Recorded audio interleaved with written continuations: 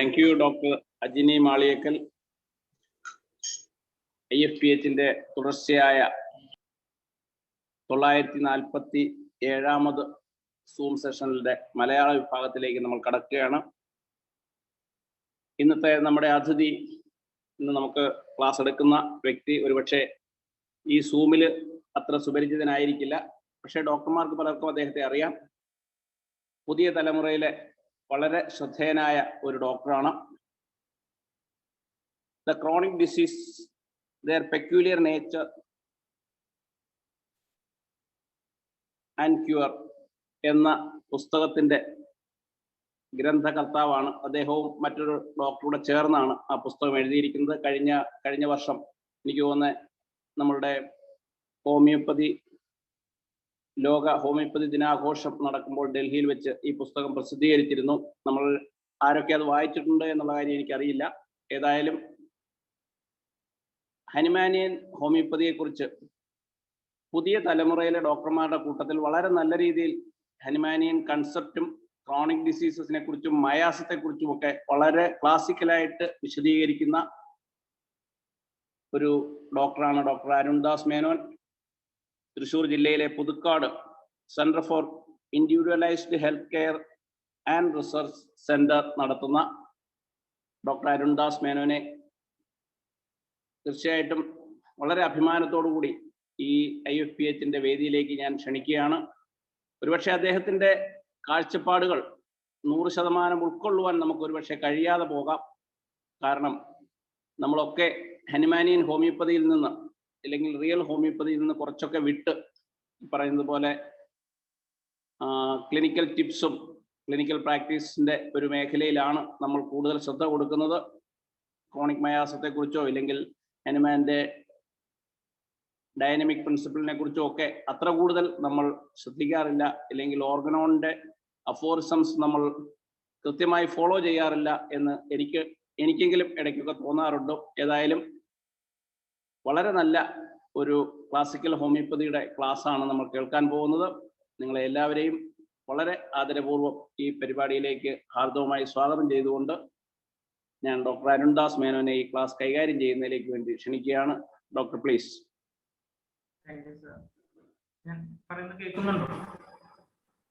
Hello, കേൾക്കാം. Hello, കേൾക്കുന്നുണ്ടോ? കേൾക്കാം ഡോക്ടറെ, കേൾക്കാം. ആദ്യമായിട്ട് എനിക്ക് വേദി തന്ന ക്ലാസ്സിൽ ഓക്കെ ഞാൻ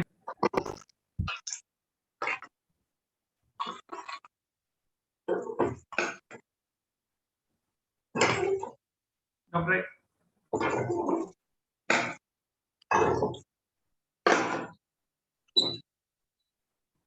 വന്നിട്ടുണ്ടോ? ഡോക്ടർ കോ-ഹോസ്റ്റ് ആയിട്ടില്ല. കോ-ഹോസ്റ്റ് ആയി കഴിഞ്ഞാലേ ഷെയർ ചെയ്യാൻ പറ്റുള്ളേ. അല്പം ഒന്ന് സംസാരിച്ചുകൊണ്ട് ഡോക്ടറെ കുറിച്ചൊക്കെ കാര്യങ്ങളെ കുറിച്ചൊക്കെ വിശദീകരിച്ചു. അപ്പോഴത്തേക്ക് അത് നമ്മുടെ ഹോസ്റ്റ് വിളിച്ചിട്ട് കിട്ടുന്നില്ല. അതുകൊണ്ട് ഉണ്ടോ? യെസ് ഇപ്പൊ ആയിട്ടുണ്ട്. ഓക്കെ ഡോക്ടറെ, ഞാനൊന്ന് ശ്രമിക്കട്ടെ.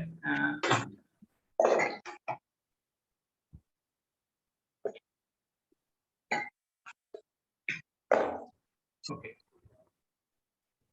ഞാനേ ഈ ക്ലാസ്സിൽ ഞാൻ ഒരു മൈക്ക് ശരിയാണോ എന്നൊന്ന് പറയണം കേട്ടോ.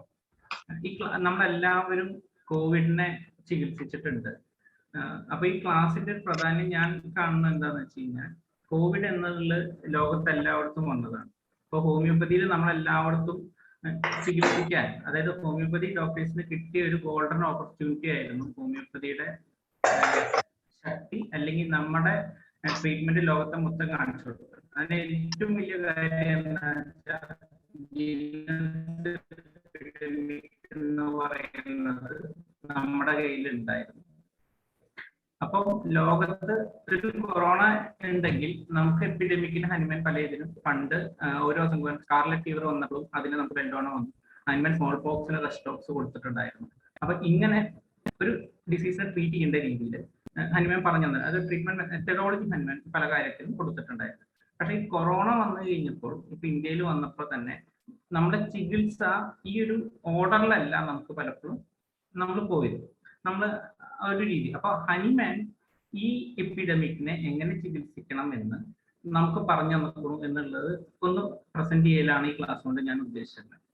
അപ്പൊ ഇത് ഇതുകൊണ്ടൊരു പ്രത്യേകത എന്താണെന്ന് വെച്ച് കഴിഞ്ഞാൽ അതിനൊപ്പം തന്നെ നമുക്ക് ഈ നമ്മുടെ ഒരു കാലഘട്ടത്തിൽ ഈ എപ്പിഡമിക് പെൻഡമിക് ഒക്കെ ഇത്ര വരുന്നത് നമ്മൾ ആദ്യമായിട്ട്, പണ്ടൊരു ചിക്കൻ ഗുനിയ ഒന്നുണ്ടായിരുന്നു നമുക്ക്, പക്ഷെ ഇതൊരു ആദ്യമായിട്ടാണ് നമുക്ക് ഇതുപോലത്തെ നമ്മളെല്ലാവരും കാണുന്നതും പഠിക്കുന്നതും. അപ്പൊ ഇതൊരു കൊറോണ എന്നുള്ള ഒരു ഫീവറിൽ ഒതുങ്ങുന്ന ഒരു കണ്ടീഷൻ അല്ല.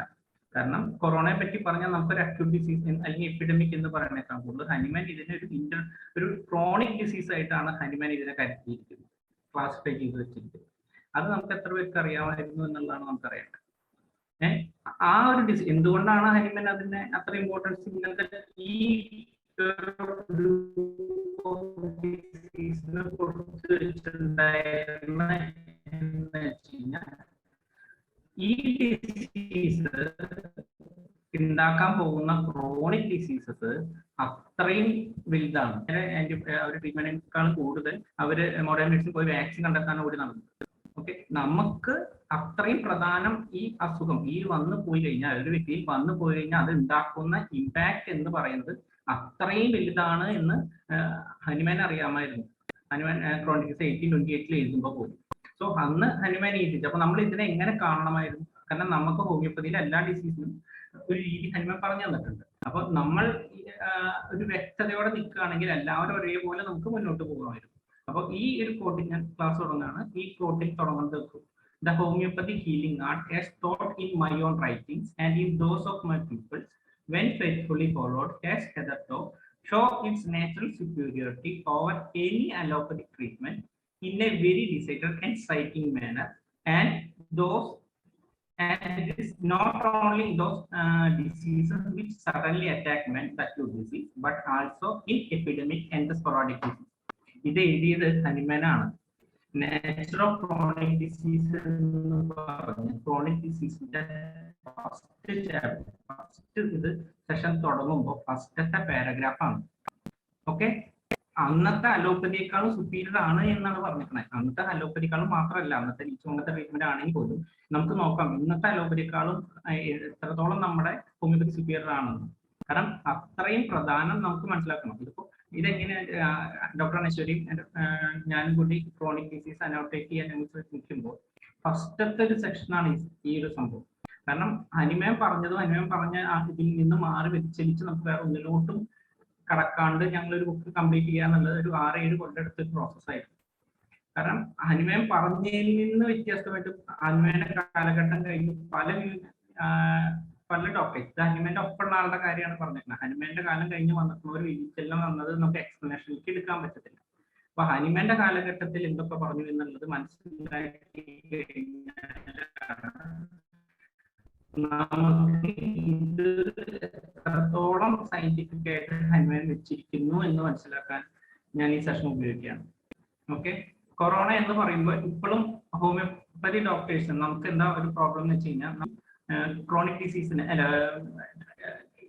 എപ്പിഡമിക്കിനെയോ ഒരു ഡിസീസിനെയോ ഒരു സിംറ്റത്തിനെ ട്രീറ്റ് ചെയ്യുന്നു എന്നുള്ള രീതിയിലാണ് നമ്മൾ എല്ലാവരും കാണുന്നത്. ഓക്കെ, പക്ഷെ അവിടെ സിംറ്റം എന്ന് പറയുന്നത് എന്നേക്കാൾ കൂടുതൽ ടോട്ടാലിറ്റിയിലാണ് ചികിത്സിക്കുന്നത്. കാരണം അന്ന് ഹനുമാന്റെ കാലത്ത് ഒരു പത്തോജനിയും സ്പെസിഫിക് ആയിട്ട് ഒരു പേരിട്ട് വിളിച്ചിട്ടുണ്ടായില്ല, അല്ലെങ്കിൽ കണ്ടെത്തിയിട്ടുണ്ടായില്ല, മൈക്രോസ്കോപ്പിൽ കൂടെ നമ്മൾ ചെയ്തിട്ടുണ്ടായിരുന്നില്ല. സോ ഹനുമാൻ ഒരു ഡിസീസിന്റെ അതിനൊരു ഏറ്റവും എക്സാമ്പിൾ ഒരു സ്ഥലത്ത് സ്കാർലറ്റ് ഫീവർ ഉണ്ടായിരുന്നു. നെക്സ്റ്റ് ഇയർ ആ ഭാഗത്ത് റാഷസ് ഒക്കെ വന്നിട്ടുണ്ട് പേഷ്യൻസിന്. അപ്പം അവിടെ ചെന്ന് കഴിഞ്ഞപ്പോൾ കുറച്ച് റിസൾട്ട് ഇല്ല എന്നുള്ളവരാണ് ഹനുമാൻ റിപ്പോർട്ട് ചെയ്യുന്നത്. അപ്പൊ ഹനുമാൻ അപ്പോഴത്തെ ടോട്ടാലിറ്റി വെച്ച് റിയലൈസ് ചെയ്തപ്പോൾ ഹനുമാൻ പറഞ്ഞു ഇതൊരു മിലിയറി ഫീവർ ആണ്, അല്ലാണ്ട് സ്കാർലറ്റ് ഫീവറിന്റെ ലക്ഷണമല്ല എന്ന് പറഞ്ഞിട്ട് ഹനുമാൻ അവിടെ അക്കൗണ്ടിട്ട് കൊടുക്കാനാണ് പറയുന്നത്. സോ അവിടെ എന്താണെന്ന് വെച്ച് കഴിഞ്ഞാൽ ആ പത്തോജന്റെ ടോട്ടാലിറ്റി ആണ് ആ ഡിസീസിന് ആ മെഡിസിൻ ടോട്ടാലിറ്റി വന്നത്. അപ്പോൾ നമ്മൾ ഇപ്പോൾ പക്ഷെ കാലം ഇത്ര വളർന്നു കഴിഞ്ഞിട്ടും നമ്മൾ എങ്ങനെയാണ് ആ ടോട്ടാലിറ്റിനെ കാണുന്നത് എന്നുള്ളത് വളരെ പ്രധാനമാണ്. നമ്മളിപ്പം സിംറ്റം എന്ന് പറയും. നമുക്കും മോഡേൺ മെഡിസിനെ പോലെ മെഡിസിൻ നോളജ് വേണം. പക്ഷെ അലോപ്പതിയിൽ നിന്ന് വ്യത്യസ്തമായിട്ടാണ് നമ്മൾ അത് യൂസ് ചെയ്യുന്നതെന്ന് മാത്രമേ ഉള്ളൂ. അപ്പോൾ മോഡേൺ എപ്പോഴും ഒരു ഡിസീസ് നോളേജ് ഹോമിയോപ്പതിക്കാർക്ക് വേണ്ടതാണ്. എപ്പോഴും നമ്മൾ പണ്ടത്തെ കാലഘട്ടം 1828 പറഞ്ഞ കാലത്തിന്റെ സിംറ്റംസിൽ മാത്രമല്ല, സിംറ്റംസിന് പ്രധാനമുണ്ട് ഏതൊക്കെ സിംറ്റം എടുക്കുന്നുണ്ടെങ്കിൽ. പക്ഷെ ഇത് വളരെ വ്യക്തമായി നമ്മൾ മനസ്സിലാക്കണം ഇന്നത്തെ കാലത്ത്. ഓക്കെ, ഒരിക്കലും ഒരു സിംറ്റം ഏത് സിംറ്റത്തിനൊക്കെ പ്രധാനമുണ്ട്, ഏതൊക്കെ സിംറ്റത്തിനും കൂടുതൽ ഇമ്പോർട്ടൻസ് കൊടുക്കണം എന്നുള്ളതൊക്കെ നമ്മൾ വളരെ വ്യക്തതയോടെ മനസ്സിലാക്കിയെടുത്ത് മുന്നോട്ട് കൊണ്ടാണ്. ഇനി കൊറോണയ്ക്ക് വരാം.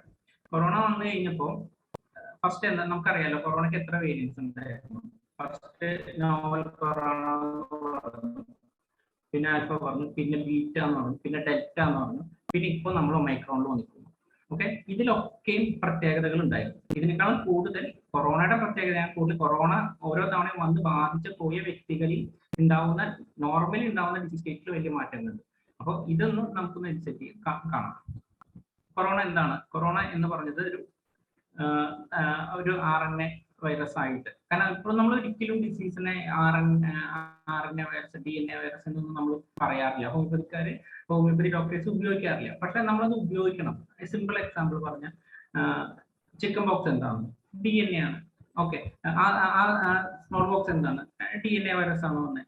HPV എന്താണ്? വാട്സ് എന്താണ്? നമ്മൾ കൊടുത്തു മാറ്റുന്ന വാട്സ് എന്താണ്? DNA വൈറസ് ആണ്.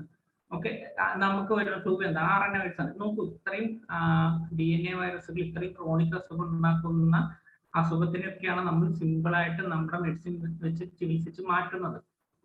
എന്തുകൊണ്ട് ഈ അസുഖത്തിനെ ലോകം മൊത്തം പേടിക്കുന്ന അസുഖങ്ങളാണ് ഇതൊക്കെ.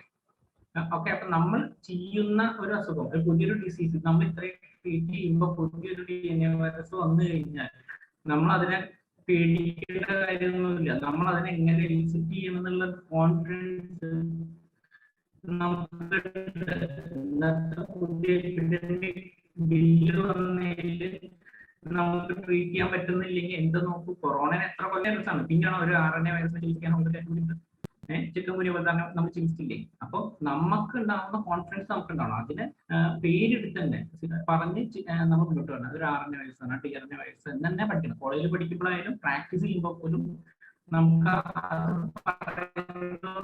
കോൺഫിഡൻസ്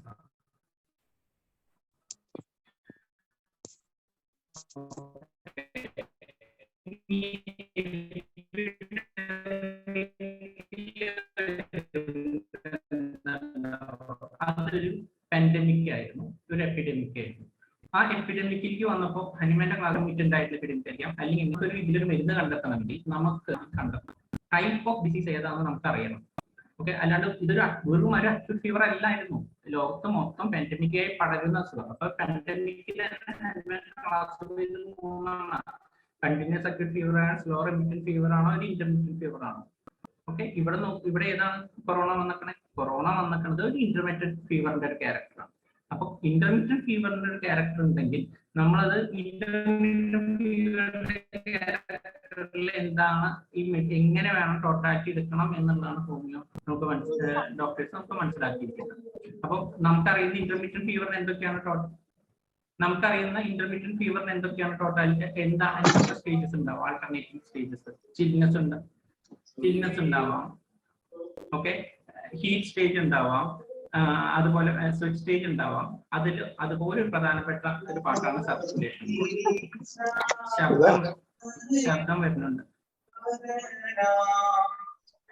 ഹലോ, സെക്കൻഡ് നമുക്ക് എല്ലാം ഒന്ന് മ്യൂട്ട് ചെയ്യാൻ പോവാണേ. അത് കഴിഞ്ഞിട്ട് നമുക്ക് ഡോക്ടർ. ഓക്കെ, അപ്പൊ നോക്കൂ, അപ്പൊ നമ്മൾ ഒരു ഇന്റർമീഡിയറ്റ് ഫീവർ ആവും. ഈ കൊറോണയിൽ നമ്മൾ എടുത്താൽ നോക്കൂ, നമുക്ക് എങ്ങനെയാണ് ഒന്ന് ഫസ്റ്റ് തുടങ്ങുന്നത് ഒരു കുളിര് പോലെ വരിക, അല്ലെങ്കിൽ ഒരു നീച്ചോ ഇതുപോലെ വരിക, പിന്നെ അത് നിന്ന് പിന്നെ ഒരു ഹീറ്റ് സ്റ്റേജ് ആൾട്ടർനേറ്റ് ചെയ്ത്, പിന്നെ അത് കഴിഞ്ഞ് കുറച്ച് നേരം ഉണ്ടാവില്ല, അത് കഴിഞ്ഞ് പിന്നെ കുറച്ച് നേരം കഴിഞ്ഞാൽ ആദ്യം കുളിര് വരും. ഇങ്ങനത്തെ ഒരു സ്റ്റേജ് ഉണ്ടായിരുന്നു. എനിക്ക് വളരെ പ്രധാനപ്പെട്ടതാണ്. നമ്മൾ ഒരു മെഡിസിൻ, ഇതിൽ നിന്നാണ് മെഡിസിൻ കണ്ടെത്താൻ പോണത്. ആ ഫീവർ ഇങ്ങനെ ഉണ്ടാക്കുന്നത് ആ ഡിസീസിന്റെ ക്യാരക്ടറാണ്, ആ വൈറസിന്റെ ക്യാരക്ടറാണ്. ആ mRNA എന്ന് പറഞ്ഞു കഴിഞ്ഞാൽ ആ വൈറസ് നമ്മൾ സെല് ചെയ്യുന്ന നമ്മുടെ ഉള്ളിൽ ഉണ്ടാക്കുന്ന സിംറ്റത്തിന്റെ പെക്യുലിയാരിറ്റിയാണ്. അപ്പൊ നമുക്ക് ഓരോ ഡിസീസിനും അതിൻ്റെതായ സിംറ്റംസ് ബോഡിയിൽ മാനിഫെസ്റ്റ് ചെയ്യണതിന്റെ വ്യത്യാസങ്ങളുണ്ട്. അപ്പൊ ഇതില് നമുക്ക് ഇതിന്റെ ഉള്ളിലുള്ള എന്താണ് എന്നാണ് കൊറോണയിൽ നമ്മൾ കണ്ടെത്തുന്നുണ്ടായിരുന്നത്. കൊറോണയിൽ നമ്മൾ നോക്കി കഴിഞ്ഞപ്പോൾ ഇത് ഒരു ഡിസീസ് ക്ലാസിഫിക്കേഷൻ, പക്ഷെ ഇതിനെ ഹനുമാൻ വ്യക്തമാക്കി എഴുതി വെച്ചിരുന്നു. എന്താണ് ഹനുമാൻ എഴുതി വെച്ചിട്ടുണ്ടായിരുന്നത് അപ്പോറിസത്തിൽ? കാരണം ഹനുമാൻ എക്സ്പ്ലെയിൻ ചെയ്തത് എന്താ, ഇന്റർമീഡിയറ്റ് ഫീവറിനെ പറ്റിയിട്ട്. അപ്പൊ മോഡേൺ മെഡിസിൻ അന്ന് ഈ ഇന്റർമീഡിയറ്റ് ഫീവർ ആണ് എന്ന് നമുക്ക് തോന്നണമെങ്കിൽ പ്രൂഫുകൾ എന്തൊക്കെയായിരുന്നു എന്നറിയോ? ഫസ്റ്റ് HCQ ആണ് കൊടുത്തത്. ഈ അത് വേറൊരു ഇന്റർമീഡിയറ്റ് ഫീവർ ഏതായിരുന്നു നമുക്കറിയണത്? സിൻഗോണ കൊടുക്കണ ഹനുമാൻ മലേറിയ എന്തായിരുന്നു? ഒരു ഇന്റർമീഡിയറ്റ് ഫീവർ ആയിരുന്നു. അന്ന് ഈ ഉണ്ടായിരുന്ന ഇന്റർമീഡിയറ്റ് ഫീവറിന് കൊടുത്ത സിൻഗോണയുടെ പോലത്തെ മരുന്നാണ് ചൈനീസ് മെഡിസിൻ എടുത്തു കൊടുത്തത്. മോഡേൺ മെഡിസിൻ എന്താ ചെയ്തത്? അവര് HCQ എടുത്തു കൊടുത്തു. അപ്പൊ ഇവർ ഇതൊക്കെ എടുത്ത് കൊടുക്കുന്നത് എന്താ? Intermediate fever character. Intermediate fever character ആണ് ചൈനീസ് സ്റ്റഡീസിൽ പറയുന്നത്. ഇപ്പൊ നമ്മുടെ നാട്ടിൽ ഇപ്പൊ ഡോക്ടേഴ്സ് ഇപ്പൊ ലേറ്റസ്റ്റ് ആയിട്ടുള്ള റിപ്പോർട്ട്സിലൊക്കെ ഫീവർ ഇന്റർമീഡിയറ്റ് ക്യാരക്ടർ ആണ്, കൊറോണ ടൈഫൈൻ ചെയ്ത് കഴിഞ്ഞാണ് ഡയഗ്നോസിസിൽ വരുന്നുണ്ട്. സോ അങ്ങനെ പറയുമ്പോൾ നമുക്കൊരു ഇന്റർമീഡിയറ്റ് ഫീവറിനെ പറ്റിയിട്ട് അതിന്റെ ഹോസ്പിറ്റലിൽ വ്യക്തമായിട്ട് കിടക്കുന്നു. അപ്പൊ നമ്മളത് ശ്രദ്ധിച്ചില്ല. അതിലെന്താ പറയണേ? അതിൽ പറയണ with regard to intermediate fever sporadic ഇതാണ് ഈ പറഞ്ഞ സ്റ്റേജസുകൾ, ഹീറ്റ് ചില്ല് അല്ലെങ്കിൽ കോൾഡ് ഹീറ്റ് കോൾഡ് സ്റ്റേജസ് തന്നെ ഉണ്ടാവും. അപ്പൊ അങ്ങനത്തെ സ്റ്റേജിൽ വരുമ്പോൾ നമ്മൾ കൊടുക്കാൻ പറഞ്ഞ മരുന്ന് എന്താണ്? therefore remedy selected from those of general class of cool common non antisoric medicine. അത് വളരെ പ്രധാനപ്പെട്ട കാര്യമാണ്. ഞാനിപ്പോ പറഞ്ഞിട്ടാണ് നമ്മൾ ആ ഫീവർ ഇങ്ങനെ വരുന്ന ഫീവറിന് നമ്മൾ കൊടുക്കേണ്ട മെഡിസിൻ നോൺ ആന്റിസോറിയാണ്, ആന്റിസോറി അല്ല ചികിത്സയിൽ പറയണേ. ഓക്കെ, അത് സെലക്ട് ചെയ്യുമ്പോൾ എന്തായിരിക്കണം? Similar alternating stage. നേരത്തെ പറഞ്ഞില്ലേ ഹീറ്റ് ചില്ല് എന്ന് പറഞ്ഞാൽ നമുക്ക് പനി വരുമ്പോൾ കുളിയിൽ വരും, പനി വന്നു. അപ്പൊ അങ്ങനത്തെ ഒരു സ്റ്റേജ് കവർ ചെയ്ത് പോകണം. അതിലെന്താ? ആ ഹീറ്റ് സ്റ്റേജിലും ചില്ല് സ്റ്റേജിലും പെക്യൂലിയർ ക്യാരക്ടേഴ്സ് ഉണ്ടാവും, ആക്സസറി ആയിട്ടുള്ള സിംറ്റംസ് ഉണ്ടാവും. അതിന് വളരെ പ്രധാനം കൊടുക്കണം. പിന്നെ അതിനേക്കാളും ഏറ്റവും പ്രധാനപ്പെട്ട എന്താ പറയാ, according as one of the other alternative state is strong and most peculiar, but the symptom of the patient's health during the interval when he is free from the fever. അതായത് ഒരു പനിയുടെ എപ്പിസോഡ് കഴിഞ്ഞ് കുറച്ച് നേരം കഴിഞ്ഞിട്ടാണ് അടുത്ത പനിയുടെ episode വരിക. Okay, അതിനാണ് എപൈറക്സിയ stage എന്ന് പറയുന്നത്, പനി ഇല്ലാത്ത സ്റ്റേജ്. ആ സ്റ്റേജിൽ പേഷ്യന്റ് കാണിക്കുന്ന സിംറ്റം ഉണ്ട്. അതാണ് എന്താണ്? Chief guide to the most appropriate homoeopathy remedy. Most appropriate ആയിട്ടുള്ള ഹോമിയോപ്പതി റെമഡി പ്രിസ്ക്രൈബ് ചെയ്യാനുള്ള ഏറ്റവും പ്രധാനപ്പെട്ട സിംറ്റം ഈ പറഞ്ഞ ടോട്ടാലിറ്റി ഒക്കെ എടുക്കണം. പക്ഷേ അതിൽ ഏറ്റവും പ്രധാനപ്പെട്ട മെഡിസിൻ സെലക്ട് ചെയ്യാനുള്ള സിംറ്റം എന്ന് പറഞ്ഞാൽ ഈ പറഞ്ഞ സിംറ്റം ആണ്. ഇത് ഇത്തിരി വ്യക്തമായിട്ട് നമ്മുടെ ബുക്കിലുണ്ട്, ഹനുമാൻ പറഞ്ഞു തന്നിട്ടുണ്ട്. ഇനി ഹനുമാൻ പറഞ്ഞു ടോണി ഹസൻ ഇത് വർക്ക്ഔട്ട് ചെയ്തിട്ടുണ്ട്. അപ്പൊ നമ്മൾ കൊറോണ വന്നപ്പോൾ ഉണ്ടായിരുന്ന സിംറ്റംസ് എന്തൊക്കെയാ? നോവൽ കൊറോണ വൈറസിന് ഇനീഷ്യൽ സ്റ്റേജിൽ ഹീറ്റ്, ഡ്രൗസിന്റെ സ്റ്റില്ല്, ഈ പറഞ്ഞ സിംറ്റംസ് വന്നു. ഫീവർ എത്രയാ വന്ന് 98.6 അത്ര ശതമാനം ആൾക്കാർക്ക് 12 ദിവസത്തേക്ക് fever duration, dry cough, fatigue, malaise, dyspnoea, ഈ സംഭവങ്ങളൊക്കെ വന്നു. പിന്നെന്താ? Less common symptom. ഇതെന്താ? ഓരോ രാജ്യം, ചൈനയിൽ ഉണ്ടായപ്പോഴത്തെ സിംറ്റം ആട്ടോ നെയ്യിന്റെ. ചൈനയില് ഇത് ലെസ് ഇമ്പോർട്ടൻസ് ആയിരുന്നു. പക്ഷെ US വന്നപ്പോ ചില്ലറൊക്കെ ഇത്തിരി കൂടി. ഓക്കെ, അപ്പൊ ഈ പറഞ്ഞ സിംറ്റംസ് ഒക്കെ വന്നു. അപ്പൊ ഈ സിംറ്റംസ് ഒക്കെ ഡോക്ടറെ, ഹലോ ഡോക്ടറെ, ഓഡിയോയില് ഡോക്ടറെ ഓഡിയോയിൽ അല്പം ക്ലാരിറ്റി കുറവുണ്ടല്ലോ. പറഞ്ഞോളൂ. ഓഡിയോ ക്ലാരിറ്റി കുറവാണേ. ഞാൻ ഡോക്ടർ പറഞ്ഞോളൂ കേട്ടോ. ഇപ്പൊ എങ്ങനെയാ? ഇപ്പൊ ക്ലിയർ ആയി. ഇപ്പൊ എങ്ങനെയുണ്ട് ഡോക്ടറെ? ഇപ്പൊ കൊള്ളാം. ഇതൊക്കെ അലോപ്പതിക് ഡോക്ടേഴ്സ്, അലോപ്പതിക്കാരുടെ സ്റ്റഡിയിലാണ് ഇങ്ങനെ എഴുതി വെക്കുക. കണ്ടോ? ഫീവർ ഇത്ര ശതമാനം ആൾക്കാർക്കുണ്ട്, ഫറ്റീഗ് ഇത്ര ശതമാനം ആൾക്കാർക്കുണ്ടെന്ന് എഴുതിക്കുക. ഇതൊന്നും നമുക്ക് വേണ്ട. നമുക്ക് വേണ്ട എന്താ? ഏതൊക്കെ സ്റ്റേജസിൽ ഏതൊക്കെ സിംറ്റംസ്, ഹീറ്റ് സ്റ്റേജിൽ ഏതൊക്കെ സിംറ്റംസ് കാണിക്കുന്നു, ചിൽ സ്റ്റേജിൽ ഏതൊക്കെ കാണിക്കുന്നു. പിന്നെ ഏറ്റവും പ്രധാനപ്പെട്ട എന്താ നമ്മളോട് പറഞ്ഞ ഈ ഓരോ സ്റ്റേജിനും പ്രധാനം കൊടുക്കണം.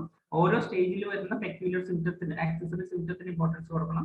ഏറ്റവും പ്രധാനമായിട്ട് പേഷ്യന്റ് ഹെൽത്തി, അത് ഫീവറിന്റെ ഇന്റർവെല്ലില് ഫ്രീ ആയിട്ടിരിക്കുന്ന സമയത്ത് എപൈറക്സിയ സ്റ്റേജിൽ ഉണ്ടാവുന്ന സിംറ്റം എടുക്കണം. അപ്പൊ നമുക്ക് കിട്ടുന്ന അലോപ്പതി, ഇതാണ് അലോപ്പതി മെത്തേഡ്, അവരുടെ മെത്തേഡാണിത്. പക്ഷെ ഈ മെത്തേഡിൽ നിന്ന് നമുക്ക് ആവശ്യമുള്ള കാര്യങ്ങളെ നമുക്ക് എടുക്കേണ്ട കാര്യങ്ങൾ. അപ്പൊ നമ്മൾ എന്താ എടുക്കണേ? ഇതൊക്കെയാണ് അവരുടെ കോംപ്ലിക്കേഷൻ വന്നത്. നമുക്ക് എന്ത് ചെയ്യുന്നു? നമ്മൾ ഇതിന്റെ ടോട്ടാലിറ്റി എടുക്കുമ്പോൾ നമ്മൾ എന്താ ചെയ്യേണ്ടത്? അപ്പിയറൻസ് ഓഫ് ഫീവർ എങ്ങനെയാണ്, എത്ര ദിവസം എങ്ങനെയാണ് അപ്പിയർ ചെയ്യുന്നത് എന്നുള്ള രീതി നമുക്ക് എടുക്കണം. പിന്നെ ടൈപ്പ് ഓഫ് ഫീവർ, എന്ത് ടൈപ്പ് ഓഫ് ഫീവർ ആണ് കൊറോണ? നമ്മൾ നേരത്തെ പറഞ്ഞു ഇന്റർമീഡിയറ്റ് ഫീവർ. അത് മോഡേൺ മെഡിസിൻകാർ അന്ന് തെളിയിച്ചു തന്നിട്ടുണ്ട്, നമ്മൾ കണ്ടെത്തേണ്ട കാര്യം ഉണ്ടായില്ല. പിന്നെന്താ, പിന്നെ പനി തുടങ്ങുമ്പോൾ relationship heat and cold and heat stage നമ്മുടെ വ്യത്യാസം എന്താണ് relation? Chill, shivering with heat, ഇതാണ് അവിടെ വരുന്നുണ്ടായിരുന്ന സിംറ്റം. പിന്നെന്താ, സ്വെറ്റ് സ്റ്റേജില് പർട്ടിക്കൽ സിംറ്റംസ് ഒന്നും അധികം കിട്ടിയില്ല. പിന്നെ ടേസ്റ്റ് വന്നു. ടേസ്റ്റ് എന്താ, വെൻ പ്രസന്റ്, ദാഹം ആ സ്റ്റേജ് നമുക്ക് വരുന്നുണ്ട്. പിന്നെന്താ നമ്മൾ എടുക്കേണ്ടത്, എലിമെന്റ് അക്കമ്പനിങ് ഫീവർ, ഫീവറിന്റെ ഒപ്പം വരുന്ന സിംറ്റം. അപ്പൊ എങ്ങനെയാണ്, അപ്പൊ പൈറക്ട് ചിൽ സ്റ്റേജ് ഒക്കെ തുടങ്ങണേ. അപ്പൊ ബിഫോർ ഫീവർ, പനി തുടങ്ങുക, ചില്ല് കുളിരൊക്കെ തുടങ്ങണേക്കാൾ മുമ്പ് എന്താ പേഷ്യന്റ് ഉണ്ടാവുന്ന symptom? Sneezing, coryzing, head ache, തലവേദന, eye lacrimation, redness of eyes, അല്ലെങ്കിൽ ചിൽനെസ് വിത്ത് കൊറൈസ. ഈ സിംറ്റം ആണ് ഒരു വൈറൽ ഫീവർ തുടങ്ങുമ്പോൾ സാധാരണ കോമൺ ആയിട്ട് നമുക്ക് കാണുന്ന സിംറ്റം. ഇത് ഫീവറിനേക്കാൾ മുമ്പുള്ള സിംറ്റം ആണ്. ഇത് കൊറോണയ്ക്ക് കാണിച്ചിട്ടുണ്ട്. ഓക്കെ, ഇനി രണ്ടാമത് ഫീവർ തുടങ്ങിയപ്പോൾ ചിൽ സ്റ്റേജിൽ എന്താ വന്നത്, ഷിവറിങ് വരും. ഓക്കെ, ചെറിയ പനി തുടങ്ങുമ്പോൾ ഉള്ളിൽ ചെറിയ കുടച്ചിലൂടെയാണ് നമുക്ക് തുടങ്ങിയിട്ടുണ്ടായിരുന്നത്. പിന്നെ അത് കഴിഞ്ഞിട്ട് ഹീറ്റ് സ്റ്റേജിൽ വന്നു. ഹീറ്റ് സ്റ്റേജിൽ എന്താ വന്നത്, കുറെ പേർക്ക് ഇറപ്ഷൻസ് ഉണ്ടായിരുന്നു, ഹീറ്റ് വിത്ത് എക്സെഷൻ വീക്ക്നെസ് ഉണ്ടായിരുന്നു, ഹീറ്റ് വിത്ത് ഡ്രൈ കഫ് ഉണ്ടായിരുന്നു, ഷോർട്ട്നെസ് ഓഫ് ബ്രീത്ത് ഉണ്ടായിരുന്നു, മലേസ്. ഈ സിംറ്റംസ് ഒക്കെ ഉണ്ട്. പക്ഷെ ഇതൊന്നും നമുക്ക് എടുക്കാൻ പറ്റില്ല. നമുക്ക് എടുക്കേണ്ട സിംറ്റംസ് നമ്മുടെ രീതിയിൽ നമ്മളാക്കിയെടുത്ത സിംറ്റംസ് ആണ് ഇതൊക്കെ. സ്വെറ്റ് സ്റ്റേജ് ഉണ്ടായിരുന്നു, സ്വെറ്റ് അത്ര പ്രോമിനന്റ് അല്ല. ആഫ്റ്റർ ഫീവർ, അതായത് എ പൈറക്സിയ, നമ്മൾ പറഞ്ഞല്ലോ നേരത്തെ മെഡിസിൻ സെലക്ട് ചെയ്യേണ്ടത് എ പൈറക്സിയ സ്റ്റേജിൽ നിന്നാണ്. ആ പൈറക്സിയയിൽ എന്താ, വളരെ ക്ഷീണം വന്നു, റെസ്പിറേഷൻ ഡിഫിക്കൽട്ടായി, റെസ്പിറേഷൻ ക്വിക്കായി, taste loss, no smell loss, ഇതൊക്കെ കാണിച്ചു.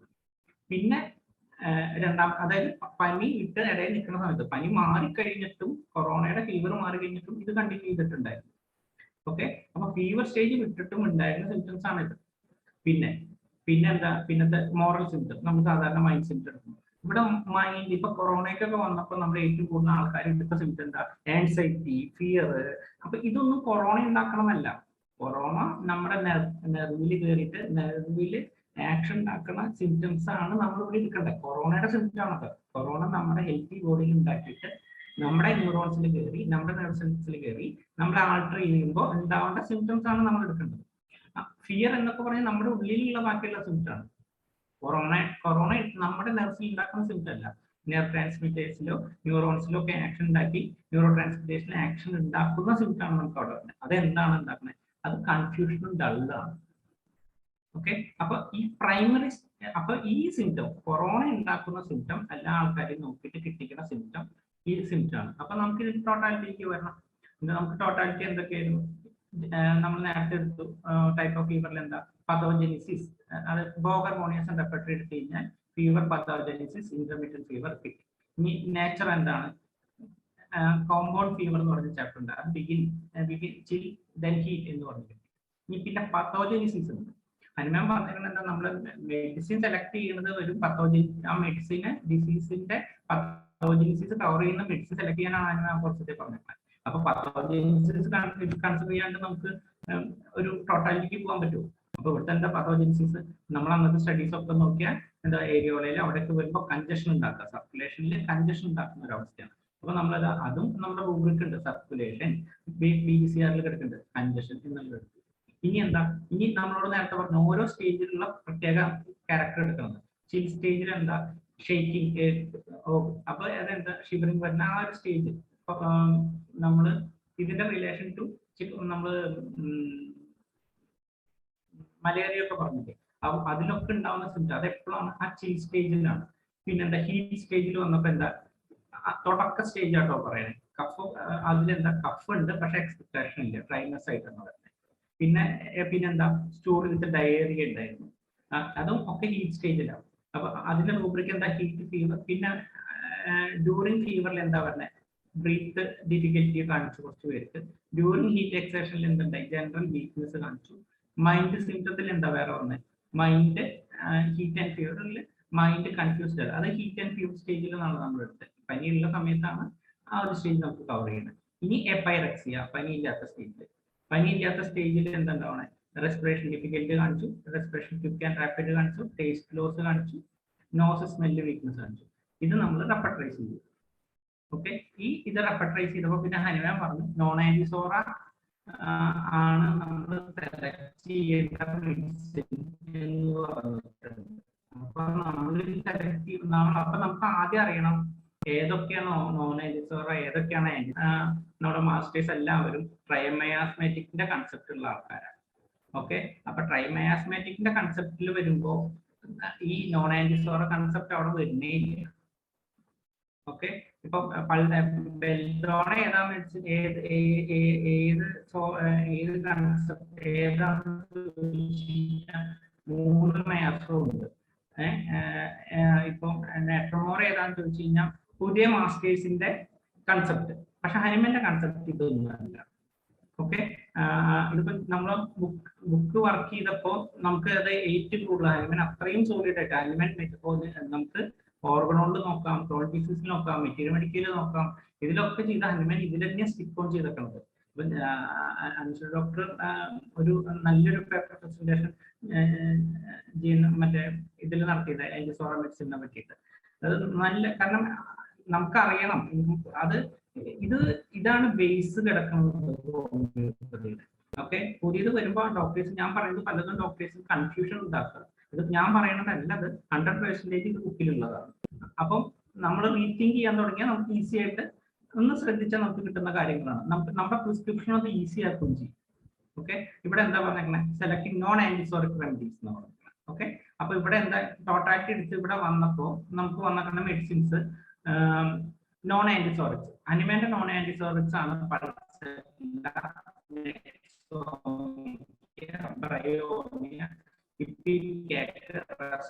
ബെൽഡോണ, വെറൈറ്റോ.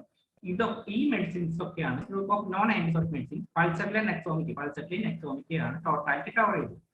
അതിൽ pulsatilla is the only drug which cover the apyrexia, അതായത് സ്മെല്ലും ടേസ്റ്റും നഷ്ടപ്പെടുന്ന കവർ ചെയ്യുന്ന ഒറ്റ മെഡിസിൻ പൾസറ്റിലാണ്.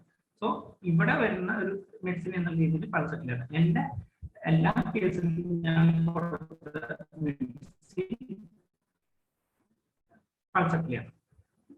അതായത് ഇനി ഇതില് പറയുന്നത് കൊറോണ എന്ന് പറഞ്ഞ ഒരു വൈറസിന് വരുന്ന സ്പെസിഫിക് ആയിട്ടുള്ള അല്ലെങ്കിൽ ആ ഇൻഫെക്ഷൻ, അപ്പൊ കൊറോണയ്ക്ക് ഉണ്ടാവുന്ന സ്പെസിഫിക് ആയിട്ട് ആക്ഷൻ ഉള്ള ഒരു മരുന്ന്. ഇനിയുള്ള പ്രധാനം ഈ മരുന്ന് കൊറോണയിൽ എവിടെ വെച്ച് കൊടുക്കാം, കൊറോണയുടെ ഏത് സ്റ്റേജിൽ നമുക്ക് കൊടുക്കാമായിരുന്നു എന്നുള്ളത്. ഇതിലിപ്പോ എല്ലാവർക്കും ഒരു കൺഫ്യൂഷൻ ഉണ്ടാവും. നോൺ ആന്റിസോറ എന്ന് പറയുന്നത് ഇത്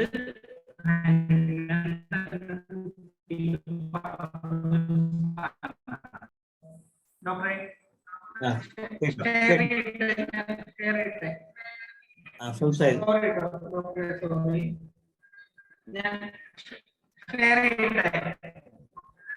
ഇപ്പൊ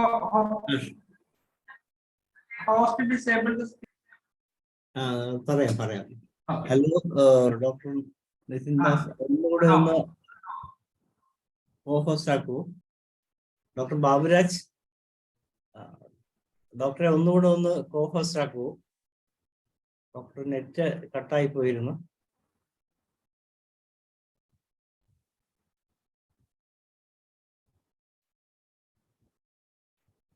കോഹോസ്റ്റ് ആയി ഡോക്ടറെ. ഷെയർ ചെയ്തോളൂ. Okay doctor, thank you. Okay, നമ്മൾ ഇന്നലെ പറഞ്ഞു. അപ്പൊ അവിടെ എന്താ, ഓക്കെ, അപ്പൊ അക്കോർഡിംഗ് ടു ഹനുമാൻ എന്താ വെച്ചാൽ antiphlogistic remedy which are not antipsoric, that is aconite, belladonna, mercury. Okay, ഹനുമാനെ സംബന്ധിച്ചിടത്തോളം ഈ മെഡിസിൻസ് എന്താണ്, ആന്റിഫ്ലോജിസ്റ്റിക് റെമഡിയാണ്. അപ്പൊ നോൺ ആന്റിസോറിക്സ് ആണ് ഈ മെഡിസിൻ, ആന്റിഫ്ലോജിസ്റ്റിക്സ് ആണ്. ആന്റിഫ്ലോജിസ്റ്റിക്സ് എന്ന് വെച്ച് കഴിഞ്ഞാൽ ആന്റി ഇൻഫ്ലമേറ്ററി റെമഡീസ്. അലോപ്പതിക്കാര് ആന്റി ഇൻഫ്ലമേറ്ററി റെമഡി കൊടുക്കുന്ന പോലെ നമുക്കും ആന്റി ഇൻഫ്ലമേറ്ററി റെമഡീസ് ഉണ്ട്. പക്ഷെ ഈ റെമഡീസും ആന്റിസോറിക്സും തമ്മിൽ വലിയ വ്യത്യാസങ്ങളുണ്ട്. എവിടെയാണ് നോൺ ആന്റിസോറിക് കൊടുക്കേണ്ടത് എന്നുള്ളതും എവിടെയാണ് ആന്റിസോറിക്സ് കൊടുക്കേണ്ടത് എന്നുള്ളത് നമ്മൾ മനസ്സിലാക്കണം. പക്ഷെ ഹനുമാന്റെ കാലഘട്ടം കഴിഞ്ഞ് വന്നിക്കണ പല മാസ്റ്റേഴ്സും ഇതിനെയൊക്കെ ഒരു 3 മയാസത്തിൽ കൊണ്ടുവരികയാണ് ചെയ്തത്. ഹനുമാൻ ആകെ 48 മെഡിസിൻ ആണ് നോൺ ആന്റിസോറിക്സ് എന്ന് പറഞ്ഞേക്കണേ. ഓക്കെ, അപ്പം അപ്പൊ ഇവിടെ ഹനുമാൻ എന്താ പറഞ്ഞ അപ്പോസിറ്റ് നമ്മളോട് പറഞ്ഞു, നമ്മൾ നോൺ ആന്റിസോറിക്സ് കൊടുക്കാൻ. അക്കോണിക് എന്ന് പറയുന്നത് ആഴ്സാൽവ് എന്ന് പറയുന്നത് ഒരു ആന്റിസോറയാണ്. ഓക്കെ, നമുക്ക് നോക്കാം ആന്റിസോറ എവിടെയാണ് കൊടുക്കേണ്ടത് എന്നുള്ളതുണ്ട്. ഓക്കെ, ഇവിടെ ഹനുമാൻ പറഞ്ഞ നോൺ ആന്റിസോറ കൊടുക്കണം എന്നാണ് പറഞ്ഞത്. അപ്പൊ നോൺ ആന്റിസോറ കൊടുക്കണതിന്റെ പ്രധാനം മനസ്സിലായല്ലോ, എന്തുകൊണ്ടാണ് നോൺ ആന്റിസോറ വരുന്നതെന്ന് മനസ്സിലായല്ലോ. ഞാൻ വീഡിയോ എടുക്കുമ്പോ കട്ടായി പോകണ്ടോന്ന് നോക്കണുണ്ടോ സാറേ? മൂവ് ചെയ്യുന്നില്ല. ഇപ്പോഴും അല്ല, പോളിക്രസ്റ്റ് എന്നുള്ളത് പോളിക്രസ്റ്റ് എന്ന് പറഞ്ഞത് എന്താണ്? നമുക്ക് പോളിക്രസ്റ്റ് എന്നുള്ളത് നമ്മൾ മനസ്സിലാക്കണം. നമ്മൾ പറയാം ഹെഡ് ടു ടെയിൽ മെഡിസിൻ എന്നുള്ള രീതിയിലാണ് നമ്മൾ പോളിക്രസ്റ്റിനെ പറ്റി പറയുന്നത്. പക്ഷേ പോളിക്രസ്റ്റ് എന്നുള്ളത് നമ്മൾ മനസ്സിലാക്കുക, there are few medicine, the majority of whose symptoms correspond in similarity with the symptoms of the commonest and most frequent of human disease, and hence very often find its efficacious employment in homeopathy. They are termed polycrust. അപ്പൊ എന്താണ് പോളിക്രസ്റ്റ് എന്ന് പറഞ്ഞാൽ? നെക്സോമിക്ക എന്ന് പറയുന്ന medicine എന്ന് പറഞ്ഞു കഴിഞ്ഞാൽ എന്താണ്? അതിലുള്ള സിംറ്റംസ് എന്താണ്? അതിലുള്ള ഡിസീസ് സിംറ്റംസ് ആണ്. ആ ഡിസീസ് സിംറ്റംസ് എന്താണ്? Most commonest and most frequent ആയിട്ടുള്ള ഹ്യൂമൻ ഡിസീസസിന്റെ സിംറ്റംസ് ആണ് അതിലുള്ളത്. അതൊരു ഇൻഡിവിജ്വലിന്റെ സിംറ്റം അല്ല, ഹെൽത്ത് ഇൻഡിവിജ്വൽ പ്രൂവ് ചെയ്ത് വന്നിട്ടുള്ള സിംറ്റം ആണ് അതിലുള്ളത്. എക്സാമ്പിൾ, ചില സ്ഥലത്ത് ബ്രയോണിയ ടേസ്റ്റി ആണെങ്കിൽ ചില ഡിസീസിൽ ബ്രയോണിയ ടേസ്റ്റ്ലെസ് ആയിരിക്കും. അപ്പോൾ മെഡിക്കൽ നോക്കുമ്പോൾ ചില ഡിസീസിൽ ബ്രയോണിയ ടേസ്റ്റ്ലെസ് കാണിക്കാം, ചില സിംറ്റം ആയിട്ട് ടേസ്റ്റും കാണിക്കാം. അപ്പൊ വ്യത്യാസങ്ങൾ മനസ്സിലായി. ഒരു മെഡിസിൻ തന്നെ രണ്ടാവാം.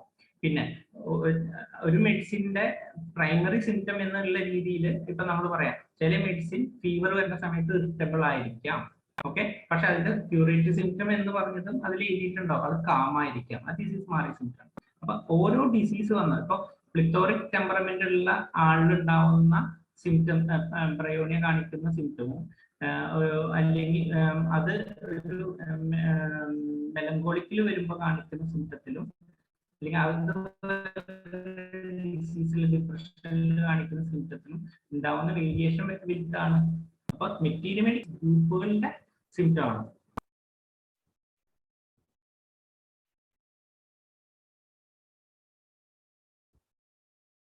ഡോക്ടറെ, ഈ സ്ക്രീൻ മാറുന്നുണ്ടോ? സ്റ്റക്കായിരിക്കുകയാണ്. പോളിക്രസ്റ്റ് കഴിഞ്ഞിട്ട് പിന്നെ മാറിയിട്ടില്ല. നെറ്റ് വീക്ക് ആയതുകൊണ്ടാണ് തോന്നുന്നത്. അല്ല, ഇനിയിപ്പം സ്ലൈഡ് ഇല്ലെങ്കിൽ കുഴപ്പമില്ല, ഡോക്ടർ പറഞ്ഞോളൂ, കാര്യങ്ങൾ മനസ്സിലാവുന്നുണ്ട്.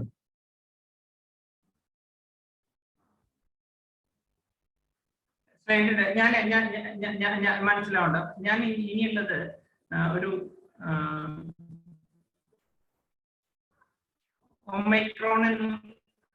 ഒമൈക്രോണിന്റെ ഒരു കാര്യമാണ്.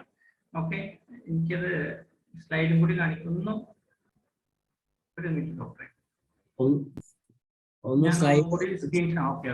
ഇപ്പൊ ചെയ്യാം.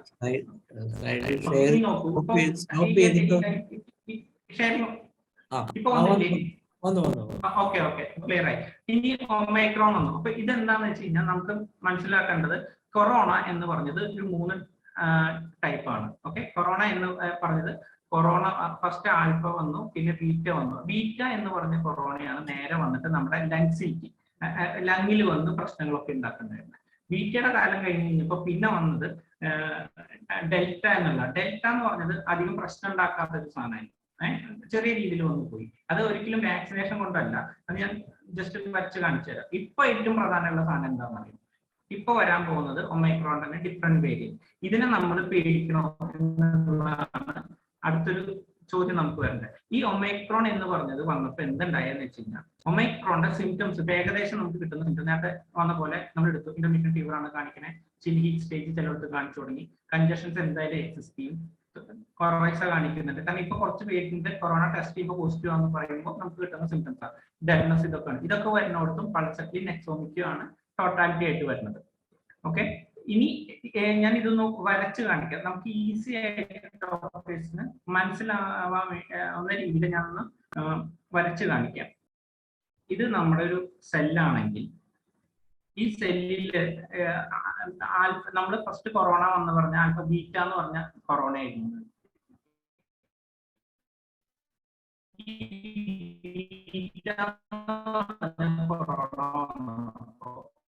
ഇതിന്റെ സ്പൈക്ക് ഉണ്ട്.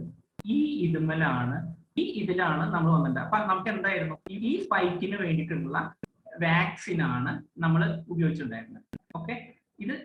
ഓക്കെ, ഇതാണ് കൊറോണ. ഓക്കെ, ഇനി അത് കഴിഞ്ഞിട്ട് നമുക്ക് വന്നത് എന്താണ്, ബീറ്റ കഴിഞ്ഞിട്ട് ഡെൽറ്റ എന്ന് പറഞ്ഞ സാധനം. ഡെൽറ്റ വന്നപ്പോ ഇവിടെ എന്തുണ്ടായെന്ന് വെച്ച് കഴിഞ്ഞാൽ, ഈ നമ്മുടെ സെല്ലിന്റെ പുറത്ത് ഒരു മെമ്പറൈൻ പോലെ ഉണ്ടായിരുന്നു. അല്ലെങ്കിൽ നമ്മൾ ഇങ്ങനെ വേറെ ഒന്നും വിചാരിക്കുക, ഈ സാധനത്തുമ്മ വന്നിട്ടാണ് കൊറോണ വന്നിട്ട് അറ്റാച്ച് ചെയ്യുന്നത്. ഓക്കെ, മനസ്സിലായോ? അപ്പൊ നമ്മൾ വാക്സിൻ ഉണ്ടാക്കി വെച്ചത് ഇവിടെയാണ്. ഓക്കെ, ഈ ഡോറിലേക്ക് കൊറോണ വന്ന് മുട്ടുണ്ട്, ഇവിടെ വന്ന് അറ്റാച്ച് ചെയ്യുന്നില്ല. ഇവിടെ ഡെൽറ്റ എന്ന് പറഞ്ഞ സാധനം വന്ന് നേരെ അറ്റാച്ച് ചെയ്തത് ഈ സ്ഥലത്താണ്. ഇതിനെന്താ പറയാന്ന് വെച്ചാൽ TMPRS എന്ന് പറഞ്ഞ സെല്ല് ഇതിൽ വന്നിട്ട് മെമ്പറൈനിലാണ് അറ്റാച്ച് ചെയ്തിട്ട് കയറിയത്. അപ്പൊ കൊറോണ നമ്മുടെ സെല്ലിന്റെ ഉള്ളിലേക്ക് കയറാൻ വേണ്ടിയിട്ട്, ഇത് സെല്ലാണെങ്കിൽ സെല്ലിന്റെ ഉള്ളിലേക്ക് കയറാൻ വേണ്ടിയിട്ട് ഈ വഴിയൊന്നും എടുത്തില്ല. ഓക്കെ, അപ്പൊ എന്തുണ്ടായി, ഇവിടെ എത്ര വാക്സിൻ കൊടുത്തും നമ്മൾ സ്ട്രോങ് ആയി വെച്ചാലും കൊറോണ ഈ വഴി കൂടെ സെല്ലിന്റെ ഉള്ളിലേക്ക് കയറി. ഓക്കെ, അപ്പോ ഈ വഴി കൂടെ എൻട്രൻസ് വന്നതുകൊണ്ട് ഇപ്പോഴും സ്പൈക്ക് പ്രോട്ടീൻ ആണ്, കുറച്ചൊക്കെ ആക്ഷൻ കിട്ടി. അപ്പൊ അതുകൊണ്ട് കുറെ ആദ്യം നമ്മൾ കുറഞ്ഞു പോയ കൊറോണ ആദ്യം കയറി വന്നു, അതിനെയാണ് ഡെൽറ്റ എന്ന് പറയുന്നത്. ഇപ്പൊ എന്തുണ്ടായെന്ന് വെച്ച് കഴിഞ്ഞാൽ, ഇപ്പൊ വരാൻ പോണത് ആണ് നമ്മൾ ഒമൈക്രോൺ എന്ന് പറയുന്നത്. ഓക്കെ, ഈ ഒമൈക്രോണിന്റെ സ്വഭാവം എന്താണെന്നറിയാം?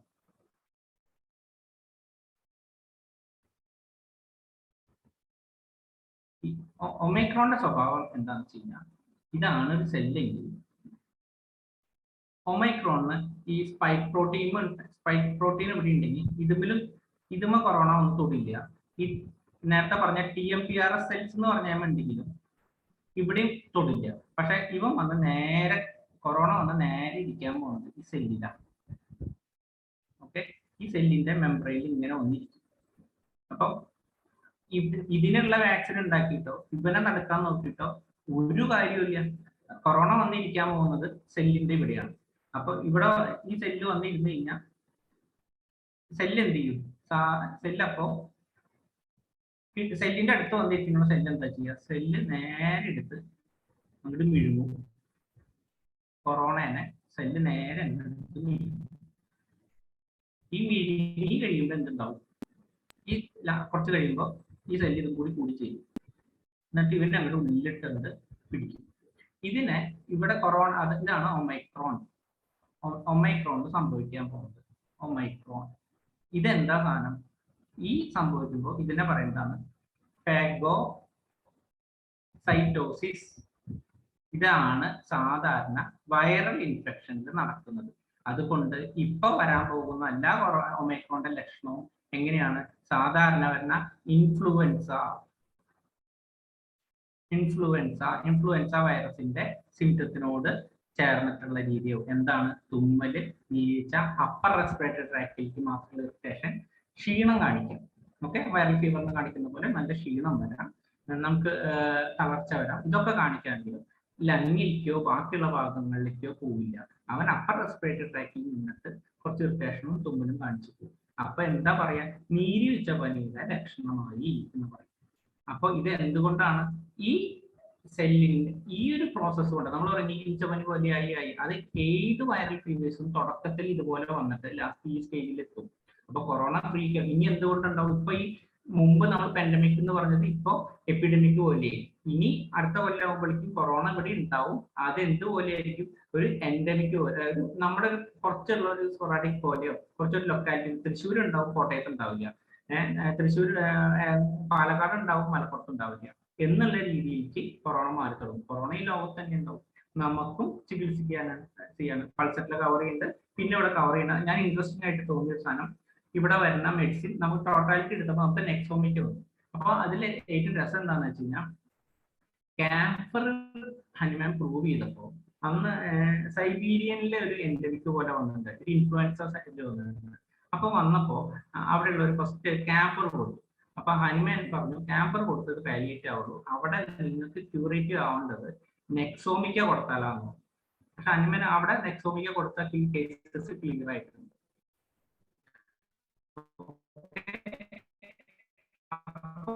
നമ്മൾ ടോട്ടാലിറ്റി എടുത്ത് വരുമ്പോഴും എന്താണ് നമ്മുടെ മെഡിസിൻസിന് ഈ വൈറൽ സ്പെസിഫിക് ആക്ഷൻ ഉള്ളത് ഹനുമാന്റെ കാര്യം ഹലോ, നമ്മളിത് പ്രാക്ടീസിൽ നമ്മൾ ഒരേപോലെ റിസൾട്ട് ഉണ്ടാക്കുകയും ഇതിന്റെ സ്റ്റഡീസ്, ആനിമൽ സ്റ്റഡീസ് ഒക്കെ കണ്ടക്ട് ചെയ്യുകയും ചെയ്ത് കഴിഞ്ഞാൽ നമ്മുടെ കയ്യിൽ ജെന്യൂൻ ആയിട്ടുള്ള പ്രൂഫുകൾ ഉണ്ടാവും. ഓക്കെ, അപ്പൊ ഇതൊന്നും വലിയ സംഭവമായിട്ടുള്ള കാര്യമല്ല. ഇനി ട്രീറ്റ്മെന്റിൽ നമ്മൾ നേരത്തെ പറഞ്ഞ നെക്സോമിക്കയും ഇതൊക്കെ എപ്പം ഉപയോഗിക്കണം എന്നുള്ളത് ഒരു വലിയ പ്രധാനപ്പെട്ട കാര്യം. അതായത് ഈ നെക്സോമിക്ക് മാത്രം കൊടുത്ത അസുഖം മാറുമോ, അല്ലെങ്കിൽ പൾസറിലെ നേരത്തെ കൊടുത്താൽ മാറുമോ, നമുക്ക് കൊറോണയ്ക്ക് ബെൽറ്റോണ കൊടുത്തപ്പോൾ മാറിയോ, ഇവിടെ എന്താ നോക്കണ്ടേ? അതിന് നമ്മൾ മനസ്സിലാക്കേണ്ടത് എങ്ങനെയാണ് ഡിസീസ് വരണേന്ന് മനസ്സിലാക്കണം. ഓക്കെ, ഇതിപ്പോ നമ്മുടെ ഉള്ളിൽ കൊറോണ കയറി കഴിഞ്ഞാൽ എന്താ നമ്മൾ അറിയണത് എപ്പോഴാണ്? ഒരു പനി വരുമ്പോഴാണ് നമ്മൾ അറിയണത്. ഓക്കെ, ആ പനി വന്നു കഴിഞ്ഞ് കുറച്ച് ദിവസം കഴിയുമ്പോൾ ഈ ഒരു സ്റ്റേജ്, തുടക്ക സ്റ്റേജിൽ നമുക്ക് പനി വന്നെന്താ ഫസ്റ്റത്തെ കുറച്ച് ദിവസം നല്ല പനി വരും. അപ്പം ഈ സ്റ്റേജിനെ വൈറസ് ഉണ്ടാക്കുന്ന വൈറൽ റെസ്പോൺസ്, ഓക്കെ, 4 to 5 ദിവസം ഉണ്ടാക്കുന്ന റെസ്പോൺസ് ടൈം. അത് കഴിഞ്ഞ് കഴിഞ്ഞാൽ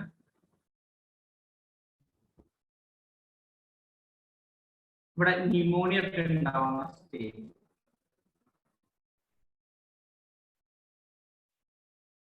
ഇത്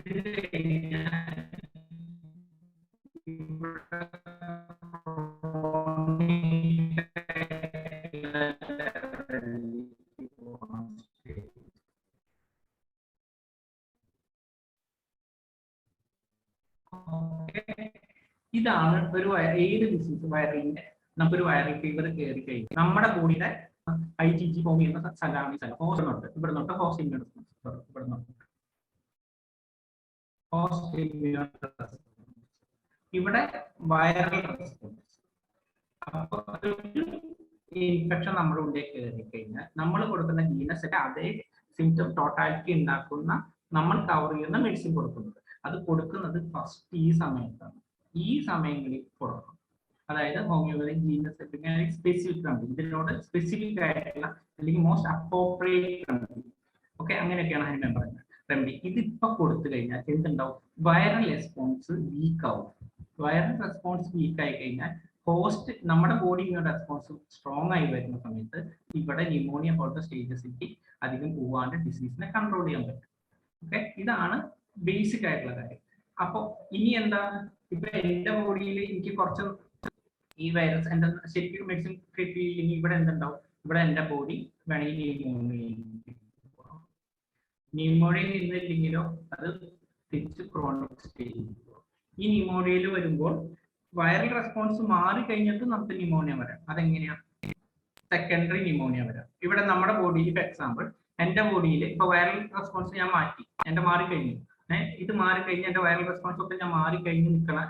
ഞാനിപ്പോ നെക്സോമിക്ക് കഴിച്ചു, എന്റെ വൈറൽ റെസ്പോൺസ് ഒക്കെ മാറി, കൊറോണ ഒക്കെ മാറിയിരിക്കുന്ന സമയത്താണെങ്കിൽ പോലും എനിക്ക് ബാക്ടീരിയൽ ഇൻഫെക്ഷൻ വരാം.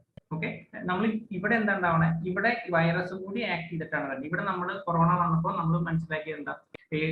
ആസ്പിഡോസ്പെർമി നമ്മൾ കൊടുത്തൊരു സ്റ്റേജ് കണ്ടില്ലേ? ആസ്പിഡോസ്പെർമി ഒക്കെ കൊടുക്കുന്ന സ്റ്റേജ് വന്നത് ഇവിടെ. കാരണം വൈറൽ റെസ്പോൺസിൽ നിൽക്കാണ്ടായി കഴിഞ്ഞിട്ട് അലോപ്പതി മെഡിസിൻ ഇവിടെ ഒന്നും നിന്നില്ല. ഇവിടെ നിൽക്കാണ്ടായി കഴിഞ്ഞപ്പോൾ ആസ്പിഡോസ്പെർമ ലങ് കൺജഷനിലേക്ക് പോയി.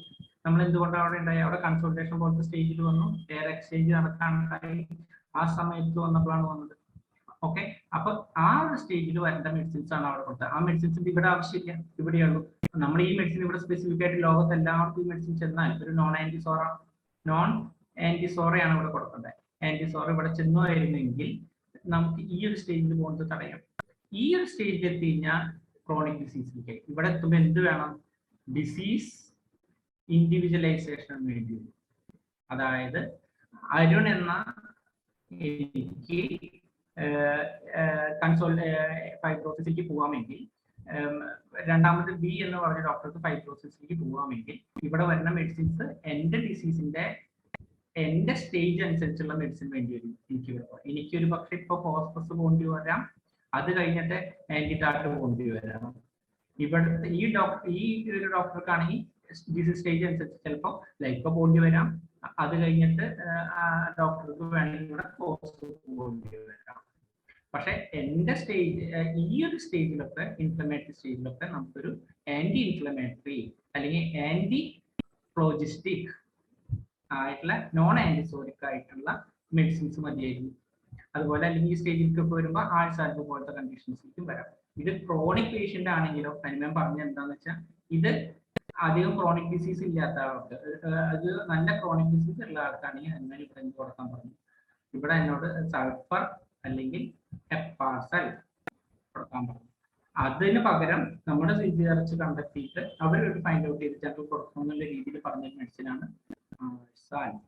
ഓക്കെ, ആഴ്സാൽ ഇവിടെ കൊടുത്തു കഴിഞ്ഞാൽ ഒരു വൈറസ് കയറിയിരിക്കാൻ അതിന് ഇന്റൻസിറ്റി കുറയ്ക്കാമെന്നുള്ള രീതിയിൽ വരികയും അതിന്റെ ഒപ്പം തന്നെ നമ്മൾ ഇവിടെ പനി തുടങ്ങി കഴിഞ്ഞാൽ ഇൻഫ്ലമേറ്ററി റെമഡി കൊടുക്കണം എന്നുള്ളതാണ് കാര്യം. പിന്നെ ഇവിടെ വരുമ്പോഴും വേണമെങ്കിൽ നമുക്ക് ആഴ്സാൽ കൊടുക്കണം. അത് ബ്ലൈൻഡ് ആയിട്ട് ഇവിടുത്തെ മെഡിസിൻസ് ഒന്നും ബ്ലൈൻഡ് ആവില്ല. ഈ ഒരു സ്റ്റേജിൽ മാത്രമേ നമുക്ക് സ്പെസിഫിക് ആയിട്ടുള്ള ഡ്രഗ് ഏതാണെന്ന് വെച്ചാൽ അത് കൊടുക്കാൻ പറ്റത്തുള്ളൂ.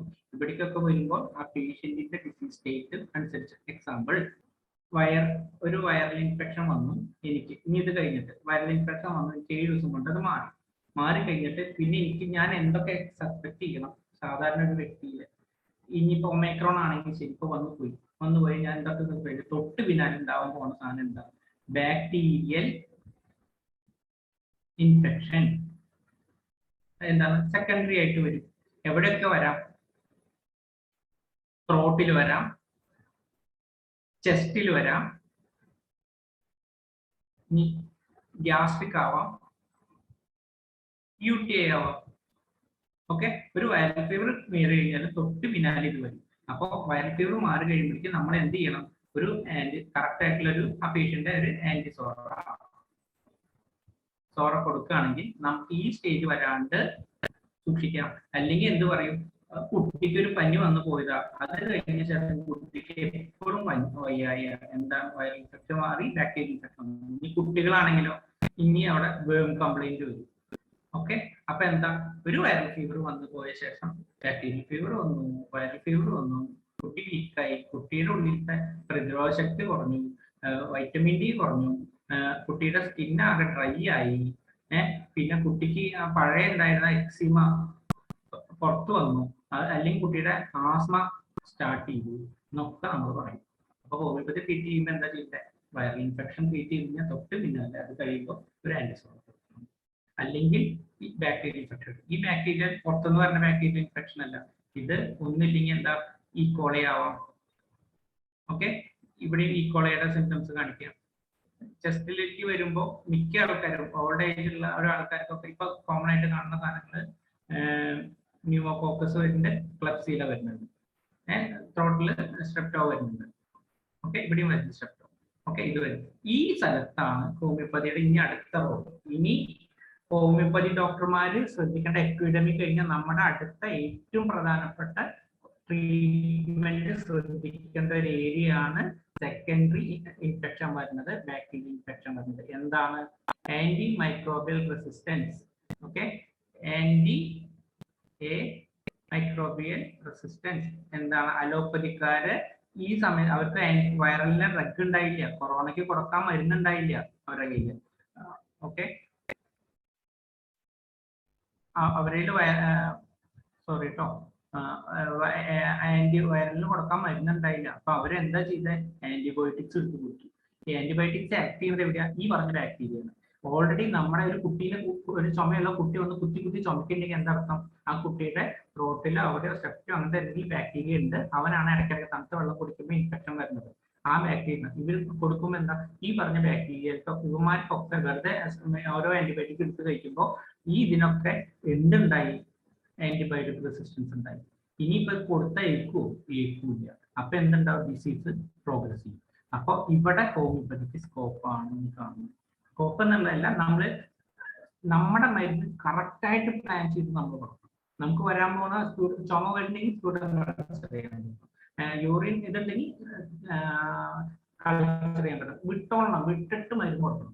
മരുന്ന് കൊടുക്കാൻ വേറെ ഒന്നുമില്ല, നോൺ ആന്റിസോറ കൊടുത്താൽ മതി. ഈ നോൺ ആന്റിസോറ കൊടുത്തു കഴിഞ്ഞാൽ ഇവിടെ വരുന്നുണ്ടെങ്കിൽ സെപ്റ്റൊക്കെ വരികയാണെങ്കിൽ ധൈര്യമായിട്ട് നെക്സോമിക്ക് കൊടുക്കാം. നെക്സോമിക്കിന്റെ സിംറ്റംസ് സിമിലർ ആയിരിക്കും. ചെസ്റ്റ് ഇൻഫെക്ഷൻ ന്യൂമോകോക്കസ് വരുന്നെങ്കിൽ ബ്രയോണിയ ഒക്കെ കൊടുക്കാം. വേം കംപ്ലൈന്റ് ഉണ്ടെങ്കിൽ ചമോമില കൊടുക്കാം. സിംറ്റമാറ്റിക് ആയിട്ടും കൂടി കൊടുക്കാം. ഈക്കോളി ഉണ്ടെങ്കിൽ പൾസ് കൊടുക്കാം. ഈ സാധനങ്ങൾ സിംറ്റം പൾസ്, ഈ മെഡിസിൻസ്, ഞാൻ ഒരു മെഡിസിൻ ഉണ്ട് നിങ്ങൾക്ക് ട്രൈ ചെയ്തിട്ട് നിങ്ങൾക്ക് അറിയാം.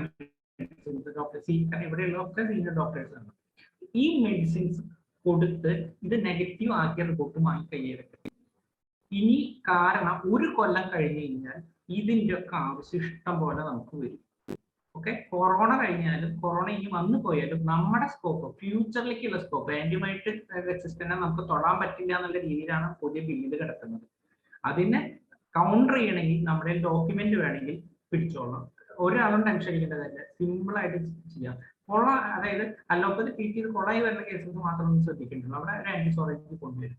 അല്ലെങ്കിൽ നമ്മുടെ അടുത്ത് വരുന്ന കേസസ് ഒരു പനി പോലെ 104 ഡിഗ്രിക്കൊക്കെ പനി പോയി ഇപ്പൊ ഒക്കെ വേറെ കംപ്ലൈന്റുകളൊക്കെ വരുന്നുണ്ട്. അപ്പൊ അതുപോലെ ഞങ്ങളുടെ നാട്ടിൽ ഇപ്പോൾ ഒരു വൈറൽ ഫീവർ ഉണ്ട്. അത് കൊറോണയല്ല, ബോഡി പെയിൻ ഒക്കെ കാണിക്കുന്നത് ജെൽസീനെയാണ് കവർ ചെയ്ത് പോകുന്നത്. ഓക്കെ, അപ്പൊ ഇങ്ങനത്തെ ഒരു കാര്യം. അപ്പൊ ഹോമിയോപ്പതിയുടെ സ്കോപ്പ് ഇനി അടുത്ത സ്കോപ്പ് കൊറോണയല്ല, കൊറോണ വിട്ടോളൂ, അത് ഇത് ചെയ്ത് കഴിയും. ഇനി വേണ്ടത് ബാക്ടീരിയൽ റെസിസ്റ്റൻസ്. എവിടെയൊക്കെ വരും? മൂത്രത്തിക്കല്ല് കേസസിൽ ഇഷ്ടം പോലെ ഇനി വരാൻ പോകും. മൂത്രത്തിക്കല്ല് എന്താ പറഞ്ഞത്? മൂത്രത്തിക്കല്ല് വരുന്നതില് ബാക്ടീരിയ ഗ്രോത്ത് ഉള്ളതുകൊണ്ട് അവിടെ സ്റ്റോപ്പ് ചെയ്തതാണ്. ഈ പറഞ്ഞ ബാക്ടീരിയസ് ആണ് അവിടെ ഉണ്ടാവുക. അതൊന്ന് മരുന്ന് കൊടുക്കും. ആക്ച്വലി നമ്മുടെ നെക്സോമിക്കയും ബെറിബറിസും പൾസറ്റിലെയും കാന്താരിസും ഒക്കെ എന്താണ് ഈ മൂത്രത്തിക്കല്ല് റിസൾട്ട് തരാൻ കാരണം? ഇവര് ഓരോ സ്പെസിഫിക് ബാക്ടീരിയ ചെയ്യുന്നുണ്ട്. അത് കഴിയുമ്പോൾ കല്ലുക്കും എന്ന് പറഞ്ഞ താഴ്ചയ്ക്ക് പോലും ഉണ്ട്. അപ്പൊ നമ്മൾ ഇത്തിരി കൂടി അലോപ്പതി അല്ലാതെ ഹനുമാൻ പറഞ്ഞു വെച്ചിട്ടുണ്ട്. ഈ സാധനങ്ങളൊക്കെ ഹനുമാൻ നമ്മുടെ ബുക്കിൽ പറഞ്ഞു വെച്ചിട്ടുണ്ട്. ക്വാണ്ടിറ്റീസ് എന്ന ടെക്സ്റ്റ് ബുക്കിൽ പറഞ്ഞു വെച്ചിട്ടുണ്ട്. ഇത് അനശ്വരയും ഡോക്ടർ അനശ്വരയും ഞാനും കൂടി നമ്മൾ വർക്ക്ഔട്ട് ചെയ്ത് ഇതൊക്കെ എങ്ങനെ ഓരോ ഗ്രൂപ്പ് ആക്കാം എന്നുള്ള രീതിയിൽ. കാരണം ഇതൊരു വർക്ക് ചെയ്ത് വെച്ചേക്കണെന്ന് വെച്ച് കഴിഞ്ഞാൽ ഹോമിയോപ്പതി ടെക്സ്റ്റ് ബുക്ക് ഫിലോസഫിക്കൽ ബുക്കാണെന്ന് നമ്മൾ പറഞ്ഞു. ഇത് ഫിലോസഫിക്കൽ ബുക്ക് അല്ല, ഇത് മോസ്റ്റ് സയന്റിഫിക് ബുക്കാണ് നമ്മുടെ ക്രോണിക് ഡിസീസ്, നമ്മുടെ ഓർഗനൊക്കെ. പക്ഷെ സയന്റിഫിക് ആയി കാണണമെങ്കിൽ നമുക്ക് ഹനുമാൻ ഒരു അലോപ്പതായിരുന്നു. അത്രയും ഫാക്ട്സ് വെച്ചിട്ടാണ് അദ്ദേഹം ഇത്രയും ദീർഘവീക്ഷണത്തോടെ ഈ കാര്യം കണ്ടെത്തിയത്. നമ്മൾ അലോപ്പതിയുടെ നോളേജോ ആ മെഡിസിൻ നോളേജോ നമ്മൾ വെക്കാണ്ട് നമ്മൾ സിംറ്റത്തിന്റെ പിന്നാലെ, മെറ്റീരിയൽ പിന്നാലെ, മെഡിസിന്റെ പിന്നാലെ ആണ് ഓടി, ഡിസീസിന്റെ പിന്നാലെ നമ്മൾ ഓടിയില്ല. ഡിസീസ് ഹനുമാൻ ഹോമിയോപ്പതിയിൽ ഏറ്റവും ഹനുമാൻ ഡിസീസ് നോളേജ് ഉണ്ടായതുകൊണ്ടാണ് മെഡിസിൻ നോളേജ് വെച്ചിട്ട് ഹനുമാൻ ട്രീറ്റ് ചെയ്യാൻ പറ്റുന്നത്. നമുക്ക് ഇല്ലാത്തത് ആ ഡിസീസ് നോളേജ് ആണ്. എല്ലാവരും ആ ഡിസീസ് നോളേജ് കൂടി മനസ്സിലാക്കി ഈസി ആയിട്ട് അപ്ലൈ ചെയ്യാൻ പറ്റും. ഞങ്ങളത് ബുക്കിൽ എത്രയും ട്രൈ ചെയ്തത് എന്താ വെച്ചാൽ സിംപ്ലിഫൈ ചെയ്തു. ബുക്ക് എല്ലാവർക്കും ക്രോണിക് ഡിസീസ് കാണുമ്പോൾ ഇതൊരു തിയറി ബുക്ക് അല്ലേ എന്നുള്ളത് തോന്നുന്നത് അല്ല, അത് അതിൽ വായിക്കാൻ ബുദ്ധിമുട്ടുണ്ട്. അനശ്വര ഡോക്ടർ അത്രയും കഷ്ടപ്പെട്ടാണ് സിംപ്ലിഫൈ ചെയ്തത്. അല്ലെങ്കിൽ വളരെ സിംപ്ലിഫൈ ചെയ്ത് വെച്ചിട്ടുണ്ട്.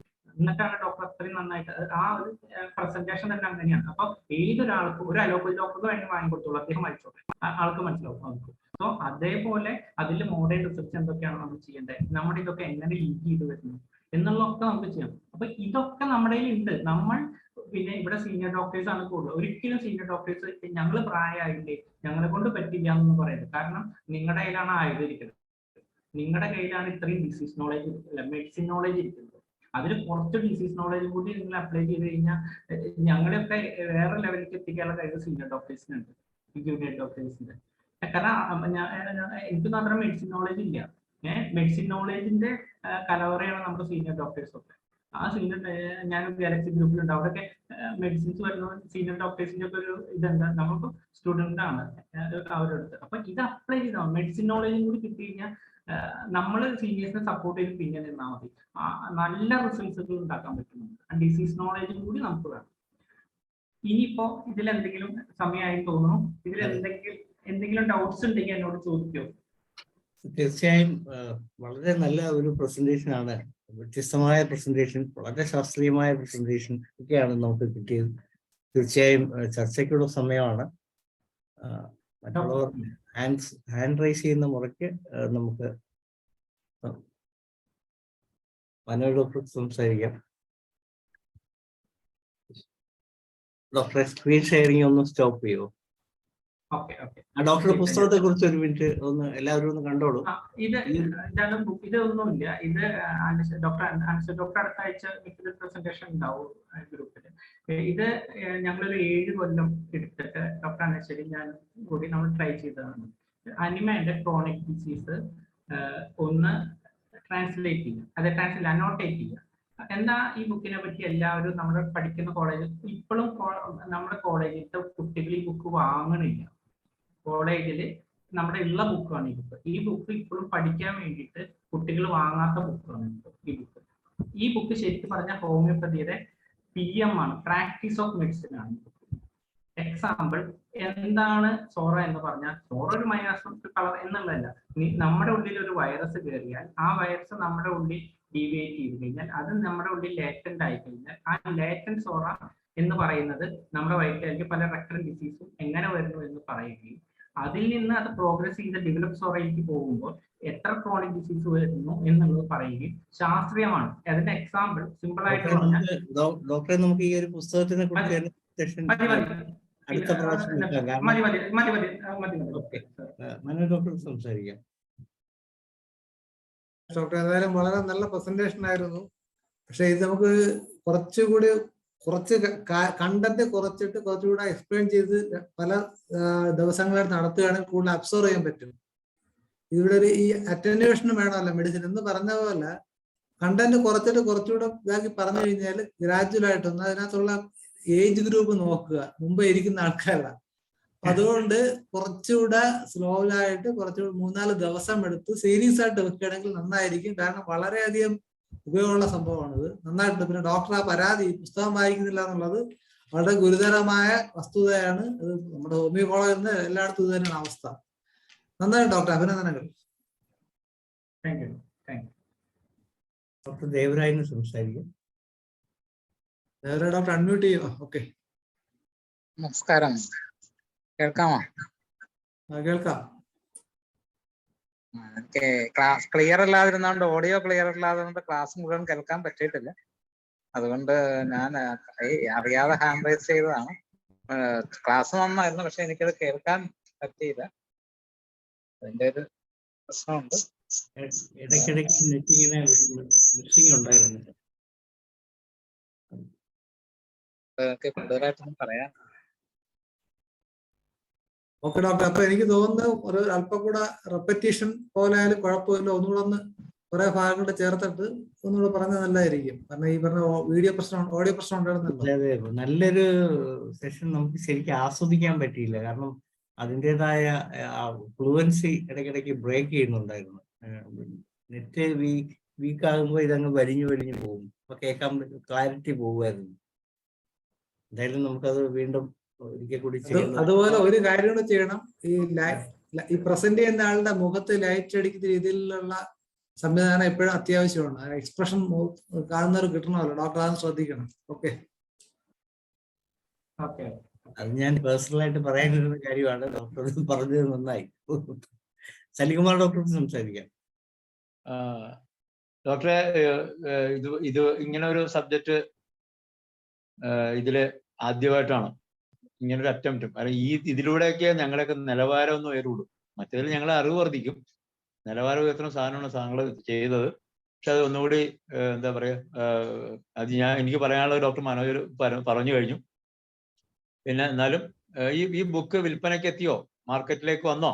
ഓ, നമ്മള് ആമസോണിലൊക്കെ ഇത് ഒരു കൊല്ലമായി ഈ ബുക്ക് അവൈലബിൾ ആയിട്ട്. ആമസോണിലും ഫ്ലിപ്കാർട്ടിലും അവൈലബിൾ ആണ്. Chronic diseases annotated by doctor Anaswara Dev and doctor. Okay, അല്ല അടിച്ചു വരുമ്പോ കിട്ടുമായിരിക്കുമല്ലോ. ഓക്കെ ഡോക്ടറെ, അത് ആ ബുക്കിന്റെ ഫോട്ടോ ഒന്ന് നമ്മുടെ ഇതിലോട്ട് അയച്ചു തരിക. നമുക്കത് നമ്മുടെ ഇതിലിടണേ,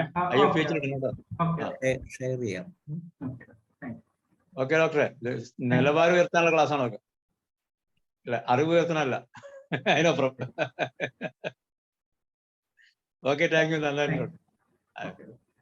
തീർച്ചയായും മറ്റുള്ളവർക്ക് ആർക്കെങ്കിലും സംസാരിക്കാനുണ്ടെങ്കിൽ ദയവായി ഹാൻഡ് റൈസ് ചെയ്യുക.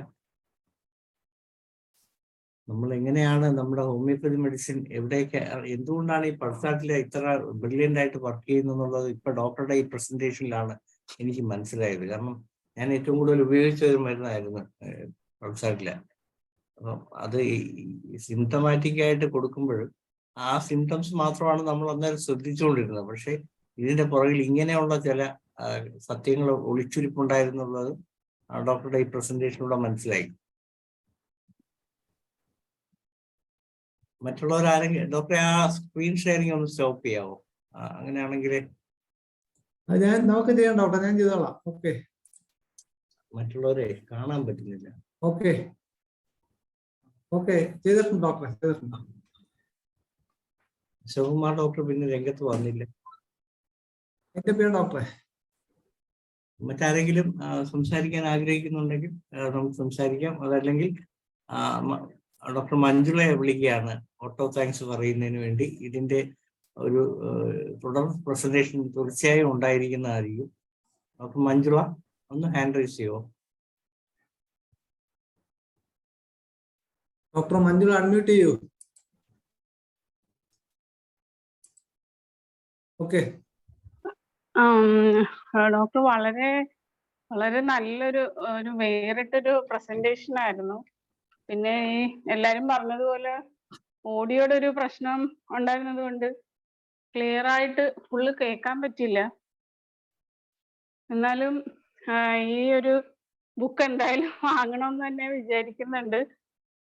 പിന്നെ ഈ ഒരു സെഷനുമായിട്ട് വന്ന് സലിം ഡോക്ടർ പറഞ്ഞ പോലെ ഞങ്ങളുടെ ഒരു നിലവാരം ഉയർത്തുന്ന ഒരു പ്രസന്റേഷൻ ആയിരുന്നു.